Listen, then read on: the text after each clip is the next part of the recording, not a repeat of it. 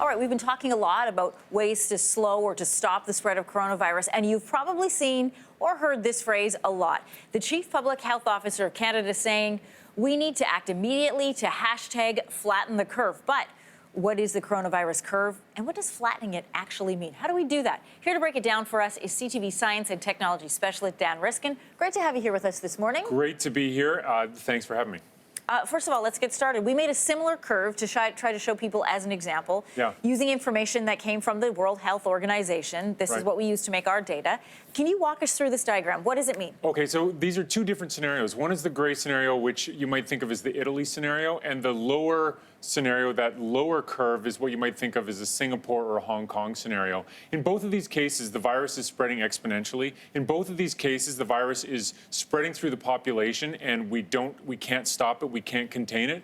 But in one of them, the one on the left, things are going really fast, and basically the virus is going much more quickly to a lot of people. And if you're worried about how many people are going to get it, you could, in these two scenarios, have it go through just as many people. But the real issue happens if everybody gets sick at once. If you went to the grocery store in the last 2 days and tried to buy toilet paper, you saw what happens when everybody needs toilet paper at the same time. Correct. Right? Yeah. So what if everybody needs to go to emergency at the same time? Then all of a sudden, the emergency at the hospital looks like the toilet paper section at Loblaws does right now, right? Well, and on more serious consequences, like in the UK, for example, where they're running out of ventilators for people who need them. Yes, ventilators, masks, the chemicals you need to do the test to see if people have the disease, right? I mean, RNA primers that you need for these different tests. So there are a whole bunch of different parts of the system, not to mention the number of doctors, the number of nurses. And so it is on us, if we want to get through this as a country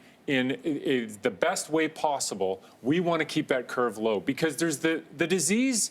It's not just a number the disease makes in terms of how many people survive. Right. It's a number that society makes in response to the disease's intrinsic factors and how well our medical system can respond to it. If somebody needs a ventilator, they need a ventilator. And so we need to have enough ventilators. So it's on us to have that lower curve instead of the fast curve. Can we throw up the one with both curves in it again? Because I want to explain to people, it looks like the lower one, the dark gray one, means the outbreak lasts longer. Why is that better? Right. That is confusing, right? You would think that it's a little like a Band-Aid. You want to be over with it, and you want it to be done so that we can all get back to our lives.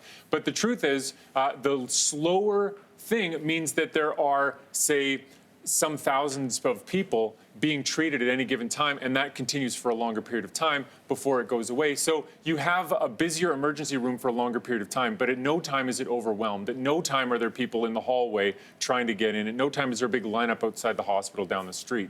And so even though it takes longer for us as a society to get past it, the experience and the survival rates are better. Really quickly, Dan, before we go, when we are doing what we can, flattening the curve, explain to everybody again what that means. Just wash your hands and don't go into crowds. If you have any plans, I know that they're saying 50 people, but just look at your day and make a choice for yourself. If you're supposed to meet with 6 or 7 or 10 people today, ask yourself if you really need to.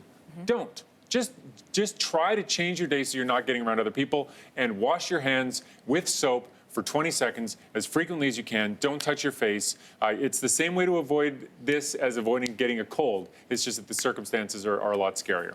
Dan Riskin, good to have you here today. Thank you for coming in. Thank you. Thanks for watching. If you like this, be sure to subscribe here. And you can check out more Your Morning videos right here.